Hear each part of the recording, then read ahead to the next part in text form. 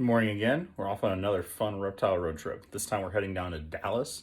We're gonna go check out the NARBC show as well as see some pretty cool places and meet with a really interesting dude who has some crazy reptiles. See you down there. First stop here on the Dallas adventure trip. We're here at the DFW Reptarium. It's a pet store here in Dallas. I've been told for years and years before we even thought about doing this channel, if you're ever in the Dallas area, check these guys out. They do ridiculously cool stuff. You know, they started small here locally, and that's what they're trying to support too, as well. They have amazing, cool enclosures for their ambassador animals, as well as just their kind of reptile pets. So we're gonna go check these guys out. Hey guys, I'm Connor. This is DFW Reptarium. We opened back in 2014. We are a reptile store that focuses on retail pet sales. We have reptiles, amphibians, invertebrates, all that good stuff here. We've been kind of chugging along ever since we opened. It's been a pretty fun adventure so far. We've had a lot of cool side projects going on, private facilities being built, breeding programs on the side. It's been pretty cool. And I am joined here today with jz's Reptiles. It's awesome. Gonna be great. So this is gonna be the start of our fun little Dallas adventure, checking out some other cool private facilities as well as checking out the NRBC show. Connor's been really nice, and everyone here has been nice enough to open up and let us do a little bit of filming here. So that's going to be really cool. We're just going to see some really cool stuff, and you know, hear about some guys who are also super passionate about the hobby and reptiles, animals in general. We initially got our start purely just from passion. The owner was moving back and forth to the States with his family on business, and he did a lot of growing up here as well as back in the UK. And the time that he spent here, he completely fell in love with what he could find around. There was definitely a lot more stuff to see than what you could find back home for him. And so that kind of sparked his interest in this whole hobby. And that just kind of snowballed throughout his life, and he never really dropped that. And once he had the opportunity, he decided to turn his dream into a business. And so we decided to open our doors. And it was a pretty hectic process. From the time he had keys in hand to the opening of phase 1 was about 9 weeks. So it was a pretty rushed construction. Oh man. He came through and painted the whole ceiling in one 16-hour day. We were demoing out walls. I was scraping glue off the ground for a whole week. It was a really hectic process, but we got open. It was fun. The store looks nothing like it did when we opened now. I imagine, yeah. Aside from the colors of the walls and the ceiling, the whole orientation's changed. We've expanded. This whole space that we're in right now never even existed when we first opened. So there's been a lot of fun successes and adventures to be had. Super cool. Love the experience so far. I've done a lot of my work in retail, and this is the coolest environment that I've worked in. Awesome. Have you been here since the start? Pretty much, yeah. So when we opened, I was here for about a year and a half or two. Then I actually took about a 3-year hiatus, and I actually came back in January of this year. So I've been back for about, actually no, sorry. I can't remember what month it was, but I've been back for about 6 months. It's been about 6 or 8 months, but it's been fun. I've had a lot of fun being back. We've added a lot of cool animals here. It's been really cool just learning. Quite honestly, I'm probably the least knowledgeable qualified guy in the building. I've learned a lot, and I can get my way around a lot of species now, thankfully, after 5 years. But when I first started here, I was a noob. I didn't know a whole lot. And so all the knowledge that I have now, I basically just gained working here. So it's been really fun.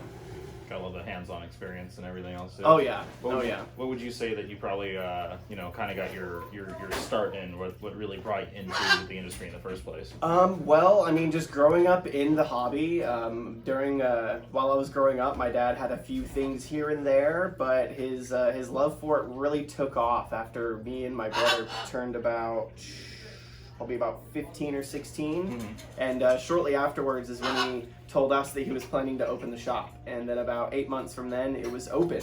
So it was a really fun experience. I didn't even believe it was going to happen, really, until we opened the doors. Because before that, we don't own any other stores. We've never opened a pet store before, so it was complete uncharted territory for us. But it's been super cool. I've gathered just tons of knowledge around a lot of the basic stuff. I'm still learning a lot about the cool exotic things that we get in. Like I'm learning more about birds. We have birds now. So it's been pretty cool just kind of learning as we go. just jumping into the fire. It's been really cool. Cool. Do you still keep a lot of stuff at home, or is it a lot here? It's a lot here, honestly. Before we opened the store, our house kind of looked similar to this. We just had cages everywhere. Yeah, that's a familiar It was a mess, but once we opened, he actually ended up moving some of his collection here and either selling it or parting it out through members of the community that are also in the hobby. And eventually that turned into his idea of building his own private zoo facility, which he's kind of been working on off and on for the past 3 years now. That's awesome. And it's pretty much, I mean, if we really wanted to, the facility is walkable, but we're not going to be opening for probably another year or so. He's just got a lot of stuff that he wants to get done, a few more facilities to build, and definitely a lot of animals to get over there before he wants to open the doors. Awesome. It's going to be fun. Mango and Trouble, respectively. They're kind of like brother and sister. They're not necessarily a mated pair. They just kind of squabble like siblings most of the time. Trouble's about 25 years old. And Mango is about 11. Thank you for dancing when I pointed at you. That was fantastic. These guys are really smart, as you guys might know, but they're also very loud. So we kind of have to coax them into doing certain things. Trouble is my showgirl. She actually does a lot of stuff on command for treats and things like that. Mango's a bit more of a rebel. He just kind of does what he wants. So I just could usually give him a treat just to kind of keep him quiet and calm. Here you go, buddy. And that'll keep him occupied while I use the showgirl for most of the really fun stuff. All right, Trouble. You ready? Say hello. No, that's not hello. You say hello. All right, fine. Are you a pretty bird? No. Are you a pretty bird? Good girl. Pulling a cracker? All right, say hola. Good girl. What's a cat say? All right. What's a dog say? Good girl. So they can learn all kinds of stuff. That's kind of just a basic rundown. She's got a wide vocabulary, but she doesn't use all of it all the time. She's got like 9 or 10 things that she just kind of goes to on default for peanuts and things like that. So it makes it pretty easy to kind of show them off a little bit. But they've got really interesting personalities. They bond really closely with people. As a lot of people know, these birds have only a few people in their whole life that they're really close to. So the store manager, Greg, is the one that actually owns these guys, and he's the closest. He can cradle them like a child, and they'll just kind of chill out. I can pet them and deal with them and do tricks with them and get them on my shoulder, but as far as like getting really close with them, I can't do that just yet. I'm kind of working on that. It takes a while till you can kind of get on these guys' good side. They're not clipped or anything, so they can fly if they want to, but they usually only do it if they get spooked, and they'll just kind of fly onto a shelf, and we'll have to move them back over here. There have been a couple mornings where we've come in to open and Trouble's been kind of just waddling around at the front sales floor like, hi guys. So they definitely get up to their own mischief at night, I'm sure.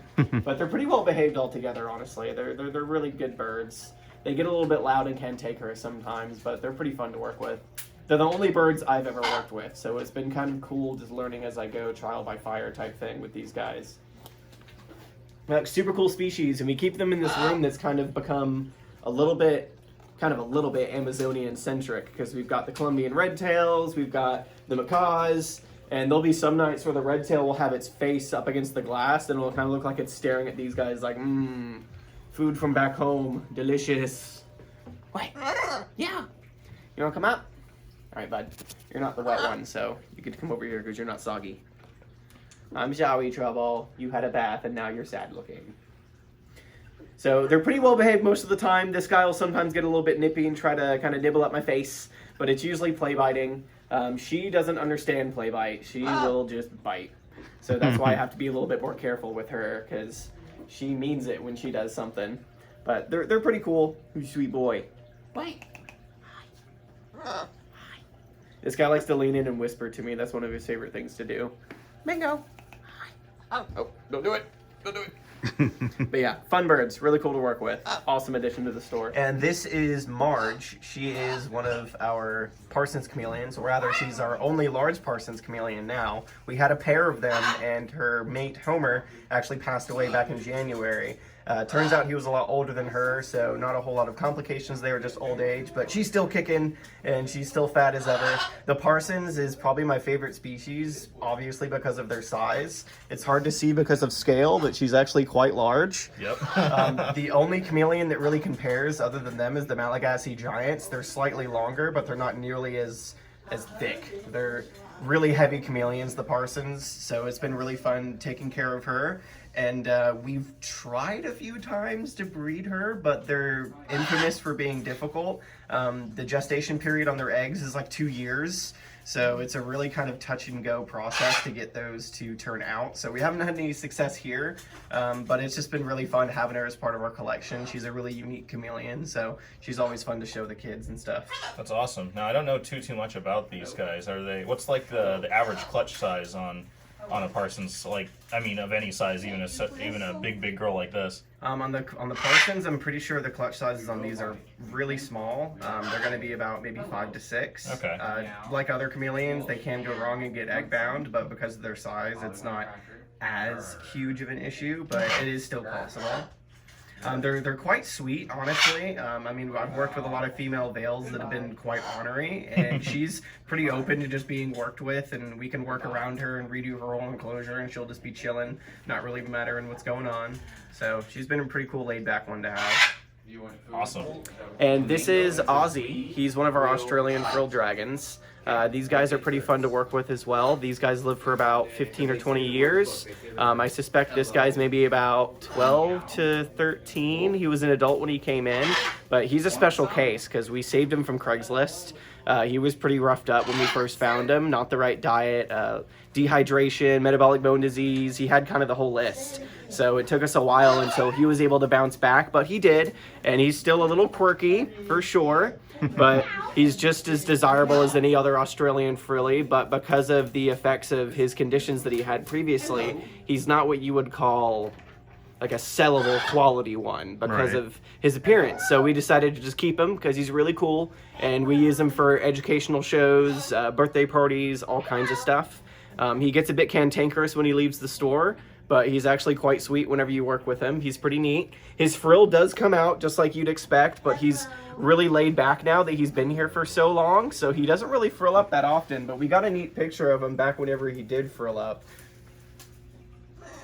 Oh wow, that's him right there, huh? Yep. So that is him shortly after he arrived at the store. He had a little bit more color to him, but he's kind of gotten a little bit gray in old age. But these guys are cool because the Australians aren't the only ones. There's also a New Guinea variety. The New Guineas are a little bit smaller and have slightly different colors, so that's why they're not quite as rare or as expensive. And because Australian frillies are as desirable as they are, people have started finding Australian ones and breeding them with New Guineas and creating hybridization throughout the hobby. So that's becoming a big thing that a lot of hobbyists are looking for when they're trying to find these guys, is what their bloodlines look like and how pure they are and that kind of stuff. So it's become a big kind of gambling game now. But this is the bigger variety. He's not going to get any bigger. He's a full-grown one now. He's one of our old men. But he's still fun to work with. Don't jump. Don't do it. Don't do it. So this is Raven. She is our eastern indigo snake, rather. These guys are cool. They are the largest native species to the U.S., so this is the biggest snake that we got that lives here. The indigos get quite large. They can usually be found like 7 to 8 feet pretty commonly. They're also the world's largest colubrid, which is the family that king snakes, corn snakes, rat snakes, all of those really slender boys, they all fall into that family. She's a big eater. She's on rats, so she usually eats, I believe, medium to large rats on occasion. I believe usually mediums, but she's pretty fun to work with. She's got bad eyes is the only thing about her because she's about 15 years old. So she will get a little bit testy sometimes when you first try to get her out, but she's usually pretty okay whenever you're handling her for shows and stuff like that. But we've had her here for about 2 years or so, and she's been fantastic. Awesome. So this is a cane toad. His name is Megatoad or Hypnotoad or Jabba, or there's a bunch of different names for this guy here at the shop. But he's one of our other cool mascot animals that we use here. It's a fun species. You can find him in Australia, but these guys are actually a pest in Australia. Common Australians will probably go out of their way to destroy this species because they're so invasive over there. But here in the pet trade, they're totally harmless, aside from the poison sacs. But, you know, amphibians, they do what they do. But it's a cool species. They get huge. So aside from like the pixie frogs that we also carry, this is another really large amphibian species that we usually like to use for educational events and things like that. He's been a fun personality here at the shop. He's a big eater. Oh, what are you doing, buddy? And yeah, I mean, these guys, they're kind of on their way out as far as the the Australian kind of population goes, they're actually in the process of trying to wipe these guys out because they are so incredibly invasive over there. Oh, okay. I thought he was peeing. Nope. But yeah, we've had this guy here for probably about 1.5 years now. He is super fun. He likes to eat little pinky and fuzzy mice on occasion. He's a big eater. But feeding this guy giant Madagascan hissing cockroaches is probably the funnest thing. He's really into eating his meals. Cool. Now, so I noticed that you're still wearing the gloves. You know, they have those two sacks right on top, and that's what produces the bufotoxins, but you're still wearing gloves. Any reason why that is? Well, we just have to be really careful. These guys aren't as permeable as other amphibians, but we do have to be careful. Things like oils and stuff on our hands can sometimes be a little bit harmful, and plus these guys like to live in the dirt a lot, so I mean it just makes a little bit more sense for me to wear gloves while handling him, just to play it on the side of caution. That way I don't put myself at risk or him at risk, and it just keeps everybody safer. Isn't that right? So we are pretty much going to finish off here. This is Banana. He is one of our Colombian red-tailed boas. We have one larger one, but this is the big male that I use for educational shows and whatnot, just like a lot of the other ones that you've seen. The Colombian red-tails are really fun. They're one of the biggest snakes that we're able to sell here because of where we're located. We can't carry things like reticulateds or Burmese or anything like that. So this is really the biggest stuff that we get to work with. So I like these guys for that reason. They're big, they're fun, but they're also gentle giants. They're pretty laid back and kind of slow moving, which has made them pretty popular in the pet trade. The boas themselves get a bad rep. A lot of people think that the boas, because of their size and their weight, are always going to be aggressive, and that's never really the case. There are some boa species like the emerald trees that are usually a lot more aggressive, but these guys, it's like the complete opposite side of the coin. They're super nice, and this guy never stops moving. They're super nice, really easy to work with, and it's a great way to introduce people to larger snakes because there's not a whole lot of unpredictability about these guys. As long as you've worked with that specific animal before and you know how they react, it's pretty easy to get them to behave. And for that reason, that's why we use this guy so much. He is always in every event that I do. He's the last thing I take out because he's always my showstopper. But these guys come from the rainforests in Colombia, obviously, Colombian redtail, and they're the OG boa constrictor. Their Latin name is literally just boa constrictor, or rather that's part of their Latin name. And there's a couple different varieties. This guy is a BCC. Wait, no, he's a BCI. Big Girl is a BCC. I get those crossed a lot. But it's just a matter of purity, basically. The BCCs are the pure, real boa constrictors, and these guys are the imperators. So they're just slightly different. They're essentially the same species. It's just a couple genetic differences that the scientists like to complain about. But yeah, that's going to be pretty much all that we've got. Thank you guys for coming to check out our kind of shop a little bit, and hope you guys come in to see us. We are on Coyton Park in Plano, Texas, 2220. Come and see us anytime. We're open 7 days a week. Cool. Do you have a Facebook, Instagram? Yes, yeah. So we have a Facebook page. Go look us up, DFW Reptarium. We've got an Instagram page. Same thing, just DFW Reptarium. We've got a website, dfwreptarium.com. Go look us up. Join our Facebook page. We're growing every year. Once we get a certain milestone in likes on the Facebook page, the owner will probably do something gross like he usually does. So please do that because we want to see that. Thank you for seeing us, guys.